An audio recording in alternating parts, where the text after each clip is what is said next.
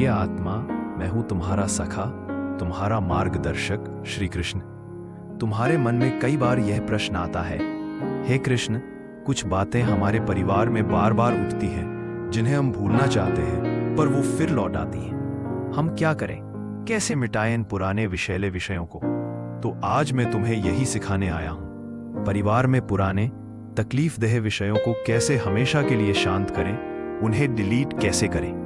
सबसे पहले एक बात समझो, परिवार केवल रिश्तों का नाम नहीं है। परिवार आत्माओं की यात्रा है, जहां हर आत्मा अपना कर्म लेकर आई है। कुछ कार्मिक डेट्स है, कुछ कार्मिक रोल्स है। इसलिए कुछ विषय बार बार आकर तुम्हारे जीवन में हलचल मचाते हैं। लेकिन पुत्र, हर विषय को दोबारा उठाना पुराने घावों को कुरेदना है। हर बार जब कोई कहता है तेरी गलती थी, तेरी वजह से ऐसा हुआ, या तू हमेशा ऐसा करता है, तो समझ लो पुराना टॉपिक फिर से एक्टिवेट हो गया। अब इसे डिलीट कैसे करें? पहला चरण, मौन का अभ्यास करो। जब अगली बार कोई पुराना टॉपिक उठे, कोई आरोप लगे, कोई व्यंग्य किया जाए, तो उस पर प्रतिक्रिया देने से पहले मौन को चुनो। मैंने अर्जुन से भी कहा था, शांत मन ही सच्चा योद्धा होता है। मौन तुम्हारी सबसे बड़ी ताकत है। तुम कहोगे, पर कृष्ण, मैं चुप रहूंगा तो लोग मुझे कमजोर समझेंगे। नहीं पुत्र, चुप रहना कमजोरी नहीं, समझदारी है। क्योंकि जब तुम चुप रहते हो, तुम उस आग में घी नहीं डालते। तुमने फ्यूल बंद कर दिया तो टॉपिक खुद ही बुझ जाएगा। दूसरा चरण, ट्रिगर को पहचानो। हर बार जब वही बात उठती है, कुछ ना कुछ ट्रिगर होता है। कभी कोई बात, कभी किसी की टोन या पुरानी याद। तुम्हारा कार्य है उस ट्रिगर को पहचानना, न कि दोष देना। मन से पूछो, मुझे इस बात से तकलीफ क्यों हो रही है? क्या यहां मेरी असुरक्षा है?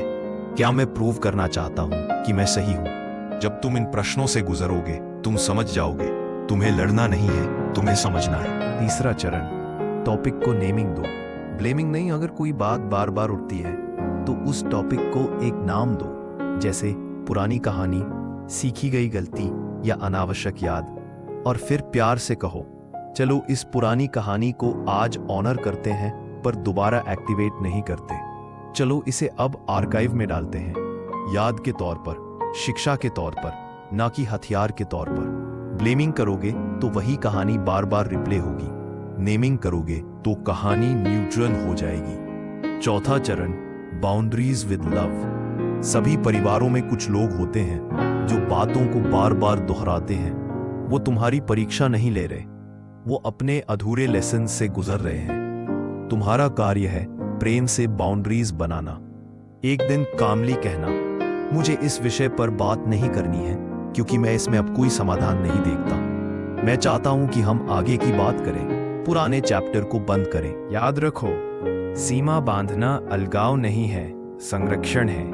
पांचवा चरण, परम सत्य की स्मृति। सबसे बड़ा कारण जिससे हम पुरानी बातें नहीं भूल पाते, वो है हमारी ईगो।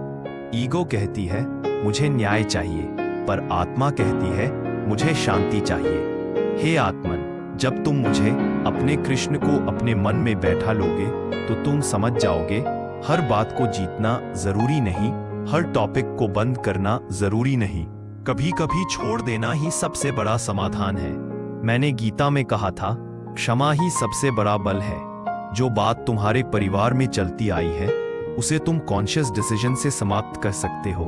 कह सकते हो, मैं इस दर्द को कैरी नहीं करूंगा, अब मैं इसका भार मुक्त करता हूं। हे कृष्ण, तू इसे मेरे भीतर से डिसॉल्व कर दे। और मैं वचन देता हूं, जहां भी तुम सच्चे मन से मौन और प्रेम के साथ निर्णय लोगे, वहां मैं स्वयं आकर उस विष को अमृत में बदल दूंगा। प्रिय आत्मा, कभी कभी टॉपिक डिलीट करना मतलब होता है दिल की सफाई, दृष्टिकोण की सफाई और उस विषय को डिवाइन लाइट में रिलीज करना। अगर तुम बदल जाओ तो पूरा घर एक दिन बदल जाएगा। तुम्हारे मौन में मेरा वास होगा, तुम्हारी क्षमा में मेरा प्रकाश होगा। अब उठो और आज किसी एक पुराने टॉपिक को कॉन्शियसली डिलीट करो। मुझसे कहो, हे कृष्ण, यह पुरानी कहानी अब मेरे जीवन में समाप्त हो। और मैं वचन देता हूं, तुम्हारे इस निर्णय को मैं आशीर्वाद रूप में स्वीकार करूंगा। जय श्री कृष्ण।